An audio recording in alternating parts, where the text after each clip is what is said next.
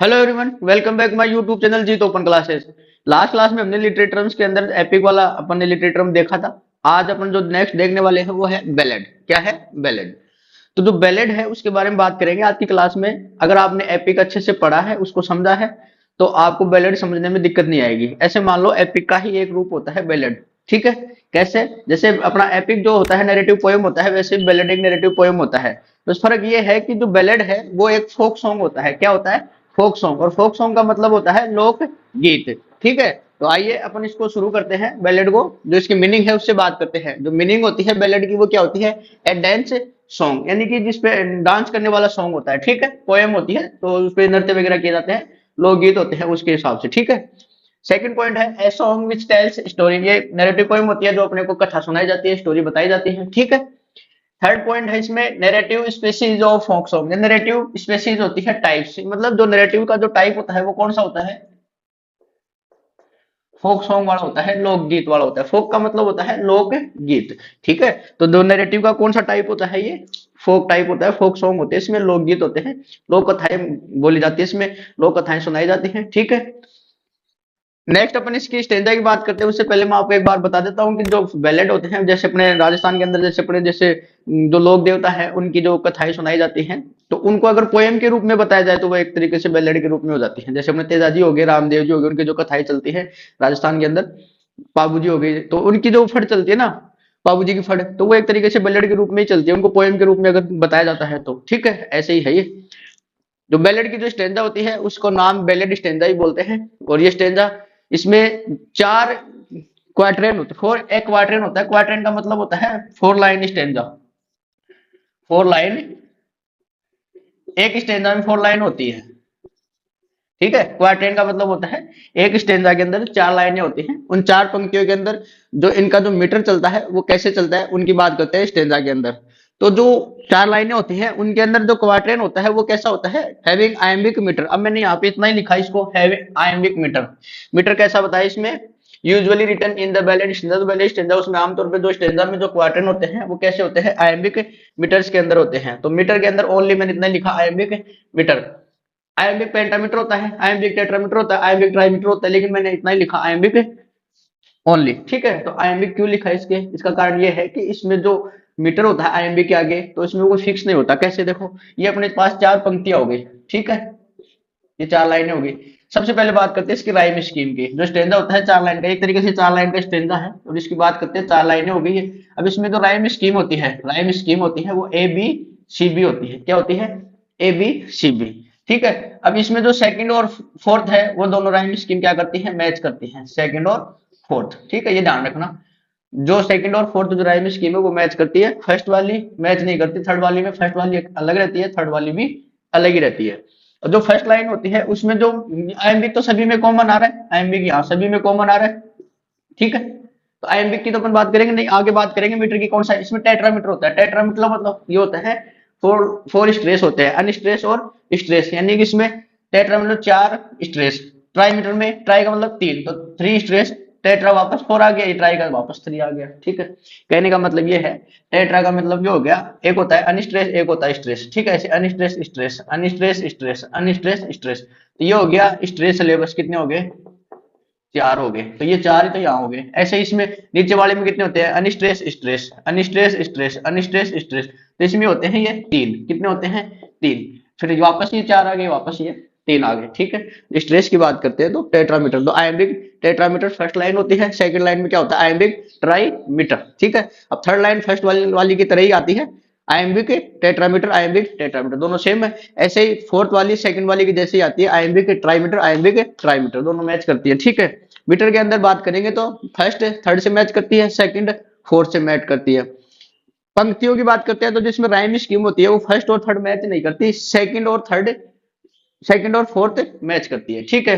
कैसे? अब देखो यहाँ पे भी लिख रखा है स्टेंजा के बारे में, usually return in the ballad stanza A quartet four line का स्टेंजा होता है हैविंग आयम्बिक मीटर। तो आयम्बिक क्यों लिखा गया? क्योंकि यहाँ पे ये फिक्स नहीं है, टेट्रा ट्राई, टेट्रा ट्राई, इसलिए ओनली एक जो कीवर्ड है वो लिखा गया है यहाँ पर, आयम्बिक मीटर। ठीक है? First and third lines have four iambic feet. First और थर्ड, तो ये हो गया ना, फर्स्ट ये वाला फर्स्ट और ये वाली थर्ड, तो फोर आयम्बिक फिट होती है इसमें। ठीक है? कितनी फीट होती है? फोर। स्ट्रेस मान लो, स्ट्रेस, स्ट्रेस या फिट, ठीक है। ऐसे ही बात करते हैं अपन सेकंड एंड, ये second and fourth line have three iambic feet, three iambic feet, ये हो गया थ्री, सेकंड और फोर्थ दोनों की थ्री आइमिक फिट या थ्री स्ट्रेस बोल दो, ठीक है। नेक्स्ट पॉइंट बात, second and fourth lines rhyme ई विद ईच अदर। अब मैंने बताया था सेकंड और फोर्थ वाली जो लाइन है इनका जो राइम स्कीम है वो एक दूसरे से मैच करता है। बी और बी आ रहा है, ए फर्स्ट वाला है, बी सेकंड वाला, सी थर्ड वाला और फोर्थ में बी, तो ए बी सी बी, तो बी सेकंड और फोर्थ में बी है तो दोनों सेकंड और फोर्थ वाला राइम स्कीम मैच कर रहा है। लेकिन फर्स्ट वाला और थर्ड वाला आपस में मैच नहीं करेंगे, ध्यान रखना, ओनली सेकंड और फोर्थ वाली राइम स्कीम मैच करती है इसमें, ठीक है। समटाइम्स, कभी कभार, the first line is repeated from stanza to stanza. अब ये एक चीज ये ध्यान रखना, इसको समझो, ये बात जो बोल रखी है ना, कब आमतौर पे कभी कभार the first line is repeated from stanza, यानी पहली जो लाइन होती है stanza to stanza bar bar repeat होती है। एग्जाम्पल समझो, जैसे अपने जो जो हिंदी गाने हैं, जो उनमें जो फर्स्ट लाइन होती है, जो जैसे ही एक स्टेंजा होता है उसके बाद वो वापस लाइन आती है, पहली लाइन बार बार में रिपीट होती है गाने के अंदर, ये तो आपने देखा ही है, कोई भी गाना सुनो उसमें बार बार रिपीट होती है फर्स्ट लाइन। तो वही बात इसमें बताई गई है कि जो फर्स्ट लाइन होती है वो बार बार रिपीट होती है, आमतौर पर सभी में नहीं होती, सभी में लागू नहीं होती, ये ध्यान रखना, कभी कभार होती है, सम टाइम्स होती है, ठीक है। The first line is repeated from standard, और जो बार बार रिपीट होती है उसको क्या बोलते हैं अपने, बर्डन या रिफ्रेन, क्या बोलते हैं इसको, बर्डन या रिफ्रेन। एक जो गीत जो होता है, शुरू की जो लाइन होती है, फर्स्ट लाइन जो होती है, अगर वो बार बार रिपीट होती है स्टेंजा टू स्टेंजा, तो उसको क्या बोलते हैं, रिफ्रेन या बर्डन, ठीक है। ये बोलते हैं इसको, गीत का जब रिपीटिशन होता है तो उसको बोलते हैं रिफ्रेन या बर्डन। तो ये ध्यान रखना, जो बैलेड के अंदर जो स्टेंजा होते हैं उसके अंदर जो फर्स्ट लाइन होती है वो हर स्टेंजा के बाद रिपीट होती है, ये मानना। स्टेंजा कितने का होता है, इसमें चार लाइन का होता है, क्वार्टरन, फोर लाइन का एक स्टेंजा होता है, उसके नेक्स्ट स्टेंजा जब आएगा तो वो जो फर्स्ट लाइन है, ये वाली फर्स्ट लाइन आयम्बिक टेट्रामीटर वाली जो लाइन है वो वापस रिपीट होगी, ठीक है। कहने का मतलब ये है इसका। अब बात करेंगे इसके जो बैलेड्स हैं, फोक ट्रेडिशनल पॉपुलर बैलेड्स हैं, उनकी बात करेंगे। Transmitted from generation to generation, यानी कि स्थानांतरित होती है जनरेशन टू जनरेशन, यानी पीढ़ी टू पीढ़ी, पीढ़ी दर पीढ़ी, ठीक है।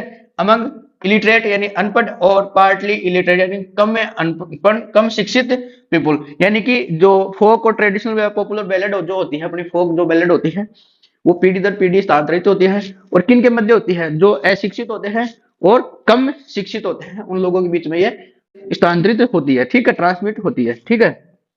ऐसे नेक्स्ट बात करते हैं, they were sung by the strolling singer accompaniment of a half of a fiddle, ठीक है। तो इस ये आप ये समझो, जो पाबूजी की फड़ होती है, आपने राजस्थान में लोकगीतों में देखा है, लोक देवताओं के अंदर पाबूजी वो फड़ करते हैं, तो उसका जो वाचन होता है वो भोपे करते हैं, भोपे जनजाति वाले करते हैं। तो एक वो रावण था उसके थ्रू करते हैं, बाकी और भी इंस्ट्रूमेंट वो काम में ले सकते हैं, लेकिन रावण था उनको साथ में लेके चलते हैं, उसके थ्रू वो जो पाबूजी की फड़ है उसका वो बार बार वाचन करते हैं।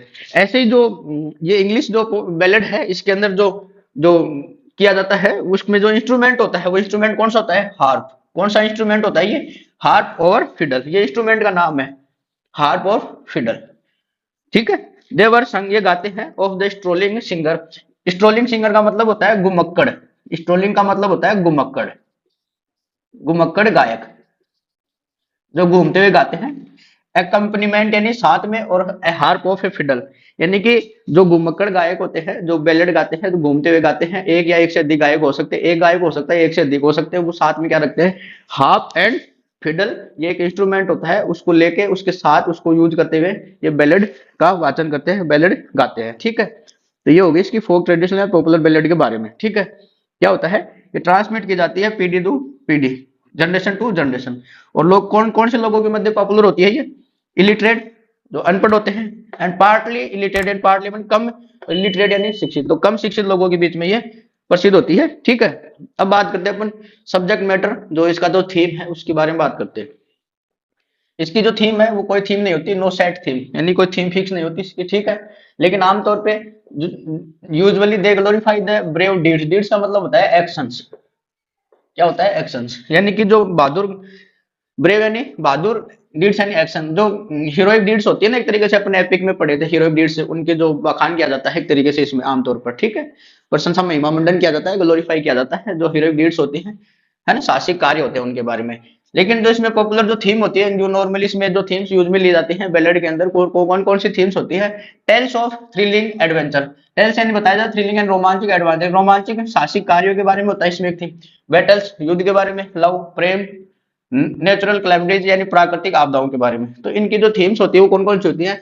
रोमांचक, साहसिक घटनाएं, युद्ध, प्रेम और प्राकृतिक आपदाओं के बारे में ये इनके बारे में व्याख्यान किया जाता है, इनके बारे में बैलेट लिखी जाती है, पोएम के रूप में प्रदर्शित की जाती है। ठीक है, तो वो बताई जाती है। अब बात करते हैं अपन आगे।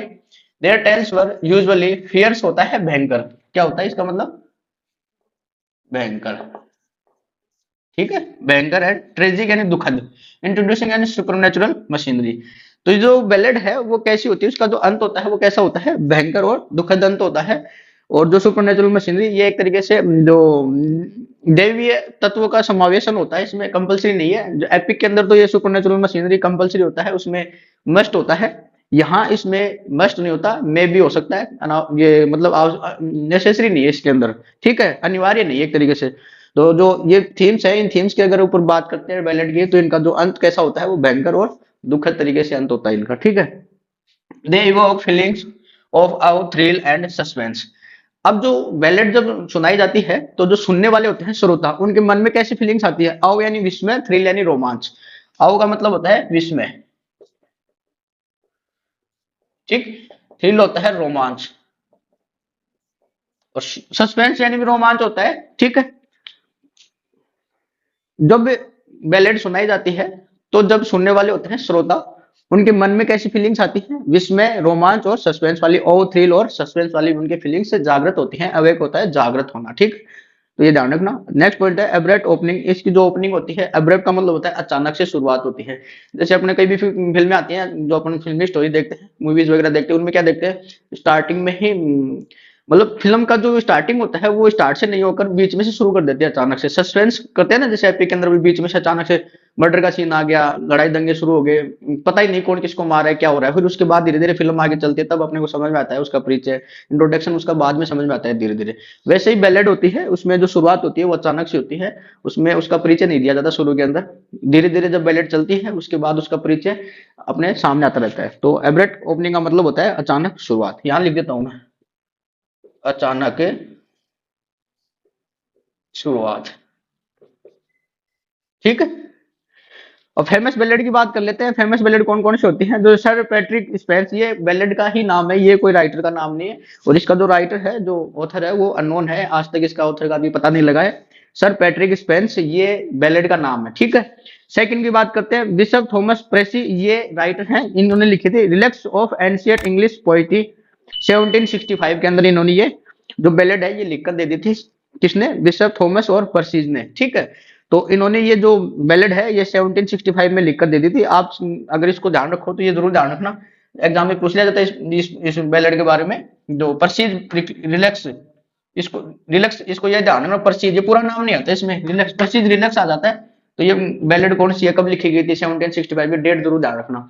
ये कलेक्शन होता है बैलेड का, जो इंग्लैंड के अंदर होता है, स्कॉटलैंड और इंग्लैंड के अंदर। ठीक है, पॉपुलर बैलेड होती है ये। ठीक है, एक कलेक्शन ऑफ पॉपुलर बैलेड्स, यहाँ लिख देता हूँ मैं इसको, है collection of popular ballad of Scotland and England. ठीक है, a collection of popular ballad of Scotland and England. ठीक है, तो ये अपने बैलेड के बारे में अपन ने जानकारी ली है। इसके अंदर अपन ने मीनिंग की बात करी, तो उसमें अपन ने देखा कि जो बैलेड होती है वो डांस सॉन्ग होती है, जो बताई जाती है, पोएम के रूप में सुनाई जाती है। और इसमें जो नैरेटिव जो टाइप्स होता है वो कैसा होता है? इसका फोक सॉन्ग होता है, लोकगीत के रूप में बताई जाती है। ठीक है, जो इसका स्टेंजा होता है वो कैसा होता है? 4-3-4-3 स्टेज के अंदर होता है।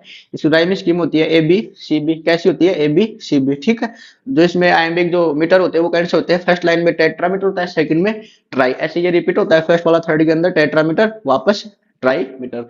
जो फर्स्ट लाइन होती है वो थर्ड लाइन में मैच नहीं करती, लेकिन सेकंड और फोर्थ आपस में मैच करती हैं। दोनों की जो राइम स्कीम है वो मैच करती है, फर्स्ट और थर्ड वाली मैच नहीं करती। ठीक है, और इसमें जो फर्स्ट लाइन में 4 फिट होते हैं, थर्ड सेकंड में 3 फिट होते हैं, स्ट्रेस या फिट एक ही बात है। थर्ड में भी 4 वापस रिपीट हो गए। ठीक है, और जो इनमें जो स्टेंजा होते हैं वो 4 लाइन के होते हैं, उनको बोलते हैं क्वार्टेन। तो क्वार्टेन का मतलब 4 लाइन का एक स्टेंजा होता है। और इसमें जो फर्स्ट लाइन होती है, जो वो एक स्टेंजा के बाद वापस रिपीट होती है, यानी कि 4 लाइन जब खत्म होती है, एक स्टेंजा जब फिनिश होता है, उसके बाद जो फर्स्ट लाइन है वो बार बार उसमें रिपीट होती है बैलेड के लिए। अनिवार्य नहीं है, ये आमतौर पर होता है। ठीक है, नेक्स्ट अपन इसमें बात करें पॉपुलर बैलेड्स के अंदर, जो पीढ़ी दर पीढ़ी जनरेट होती है, ट्रांसमिट होती है, और इसमें जो जो फेमस होती है, ये जो अनपढ़ लोग होते हैं, कम शिक्षित लोग होते हैं वहां, उनमें ये फेमस होती है, ठीक है, एक तरीके से।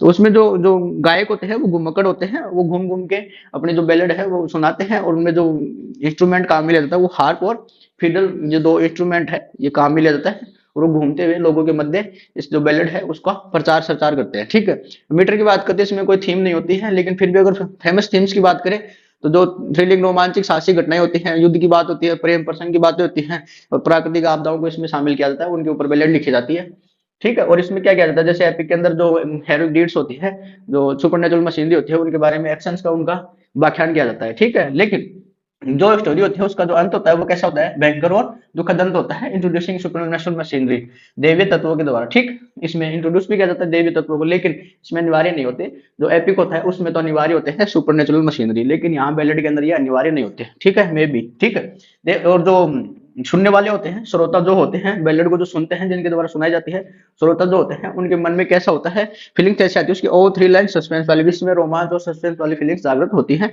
और इसकी जो बैलेट की जो शुरुआत होती है वो अचानक से होती है, ठीक है। और जो फेमस बैलेट होती है वो कौन सी होती है, सर पैट्रिक स्पेंस, ये एक फेमस बैलेट है, इसका राइटर का भी पता नहीं लगा है। सेकंड है बिशप थॉमस पर्सीज के द्वारा लिखी गई है, the relax of ancient English poetry जो 1765 में लिखी गई है। एग्जाम इसके बारे में पूछे, पर्सीज रिलैक्स ये क्या है, तो ये बैलेट है, ये 1765 में लिखी गई है। तो इन्होंने ये लिख के दे दी थी। इसमें क्या है, ये a collection of popular ballad of Scotland and England, जो स्कॉटलैंड और इंग्लैंड के अंदर ये फेमस जो कलेक्शन है बैलेड का, वो है ये एक तरीके से, relax of ancient English poetry 1765। तो डेट ध्यान रखना, इस बैलेड का नाम याद रखना, ठीक है। तो आज ये जो क्लास हुई है बैलेड की, आई होप आपको समझ में आ गई, कि नहीं समझ में आए तो एक बार फिर से क्लास को वापस देखना, जरूर समझाएंगे। नेक्स्ट क्लास में नए लिटरेचर टर्म के साथ मिलते हैं। क्लास अच्छी लगी तो वीडियो को लाइक करें, शेयर करें, कमेंट करना ना भूले, और चैनल सब्सक्राइब नहीं किया तो सब्सक्राइब जरूर कर लें, ठीक है। Thank you.